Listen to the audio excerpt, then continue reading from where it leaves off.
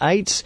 Time now to talk with, finally, it's been a few weeks, number of weeks, feels like months. Lina Lamont, our film reviewer, is back in. G'day, Lina. I'm back. You've been at the Cannes Film Festival. I have. So it's been about 5 weeks. I think about 4 weeks ago we did a little Skype thing from LA. That's right, from the LA Central Library. Cool. Yeah. That was very exciting for me, I have to say. Because you were going to all these film sets. Yeah, that's right. So I did the Paramount Pictures. I mean, I was such a movie geek in Los Angeles. You should. Yeah, right. I mean, what else are you going to do in Hollywood? So I went to the Paramount Pictures studio tour and got on those little motorized buggies with the other tourists. Are they worth it?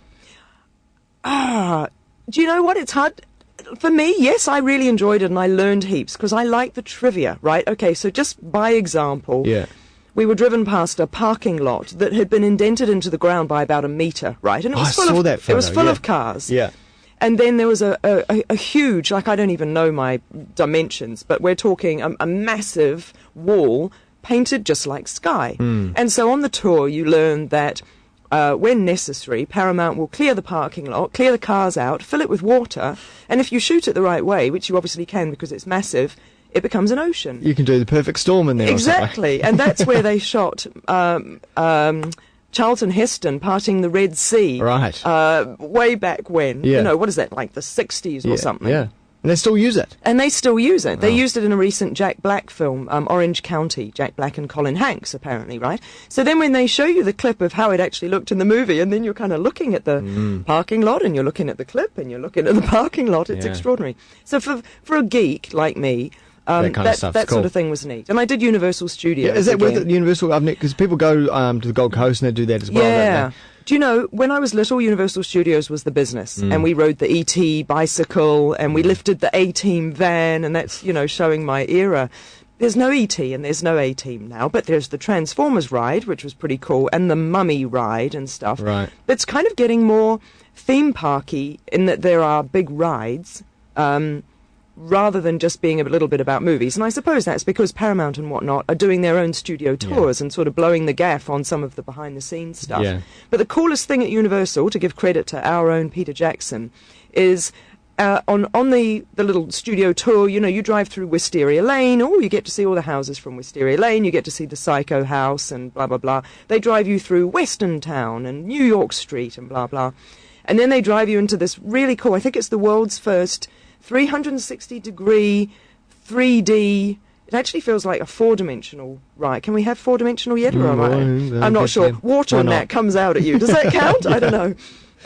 And it's an awesome sort of, you've got lost in the middle of like a Jurassic World and there are dinosaurs and whatnot. And then King Kong. I guess that's the point. It's the King Kong ride. Okay. And Peter Jackson worked with them on that. That's cool. Okay, so bounced off there to Cannes. That's right. So then I got some culture in Paris, and then I went down to the Cannes Film Festival. Right. Now, the whole point of my going to Cannes... You had a press pass. I had a press pass, because there were people on the train going down to Cannes with me who were just civilians, as I like to call them. They were just families from other parts of France who like to go down to Cannes for a long weekend around the time of the festival in the hope that they'll bump into Brad Pitt or, you know, Ewan McGregor or whomever. And they like to soak up the atmosphere. But for me, I was down there for 12 days. And you know what? It was the most awesome experience ever. It was not remotely relaxing. Right. I would be getting up at 7 o'clock each morning, or just before 7 each morning, wolfing down coffee for, you know, get me through the day. And then... good coffee as well, no doubt. Yeah, totally. Yeah. And then into Cannes, into the big Palais de Festival, which is the Palace of Festivals, where all the screening rooms are, including... the major, the Grand Théâtre with the red carpet, which is where we then see the stars walking up if there is an evening premiere, right? So we'd get there at 8:30 in the morning in lovely hot sunshine, you know, hurtle into the cinema, sit down at 8:30 and start watching one of, I think there are 12 films that are in competition, in the main competition for the Palme d'Or. There could be 20. They're either 12 or 20. And then there are other sets of competitions as well, based on whether you are a first-time director. So, for example, David Cronenberg's son, Brandon Cronenberg, submitted his first-ever feature film to Cannes. They accepted it, and it went in competition for the brand-new directors group, whatever, category. And so then you sit down and you watch a film, and then you come out at 10:30 and you race to the press room with all the other people of the press from around the world. The press thing with all the stars at the table. Well, that's right. So you race then, that's right. Try and get into the press conference at 11 o'clock. There are different rankings of press accreditation, and because this was my first time, and because I'm not writing for the Guardian newspaper in the UK or CNBC or whatever, I was lucky. I got the third level up for my first go. For me, that was a personal triumph. And how is that? Is it like a coloured tag or something? You wear a lanyard with a little badge around your neck. You wear it the whole time for 12 days. Yeah. You can always spot the Cannes people around Cannes, and they swipe you into all of the screenings or whatever, or into the pavilions because it's a marketplace as well. So of course, people are looking at what to buy. Exactly. Yeah. So half the people at Cannes aren't interested in sitting down like me and watching the films and then going off and writing reviews about them, but they're there to say, we want this for our film festival, I want this for my country, and I'm going to distribute it across 36 screens, and, Did you see anyone from the New Zealand Film Festival there? I spoke to a couple of people from the New Zealand Film Festival, and I went up to the Film Commission offices, which was really nice, and I interviewed... the only New Zealander who was in competition this year is a young woman called Zia Mandvawala, and her short film, Night Shift, was in competition. So she was one of 10 young filmmakers, first short film into Cannes. And so I interviewed Zia and met others in the film, met people on her production team and whatnot, and others in the Film Commission. Did you ask questions at any of the press conferences? No, unfortunately I couldn't, because this is what I was saying about the categorization of accreditation.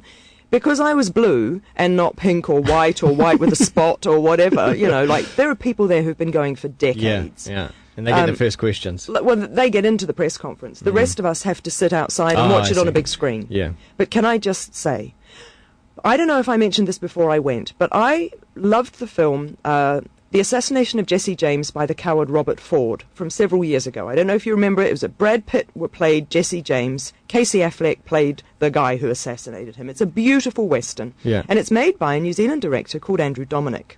Now, Andrew Dominik's third film, the next one, was in Cannes this year.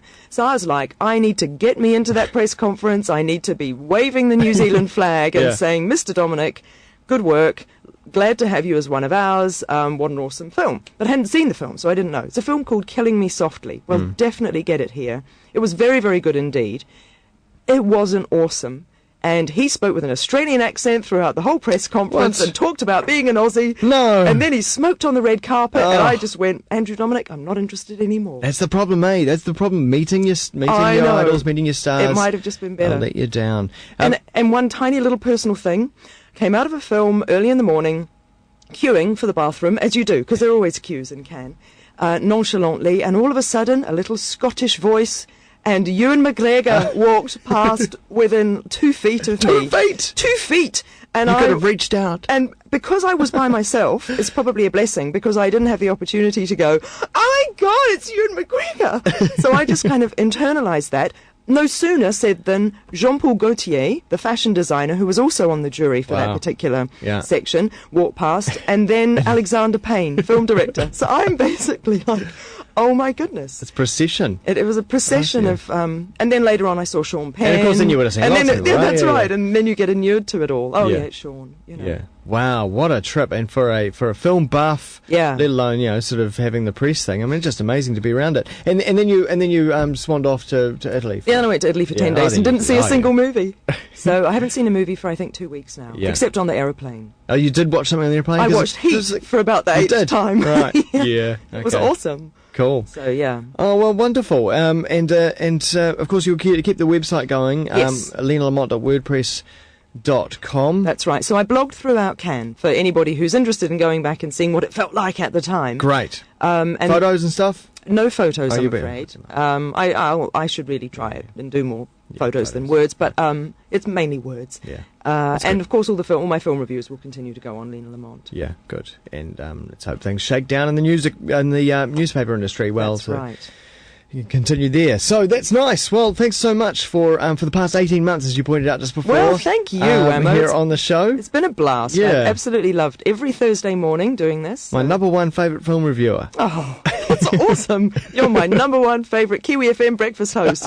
How's that? Nice one. See you soon, sometime, somewhere.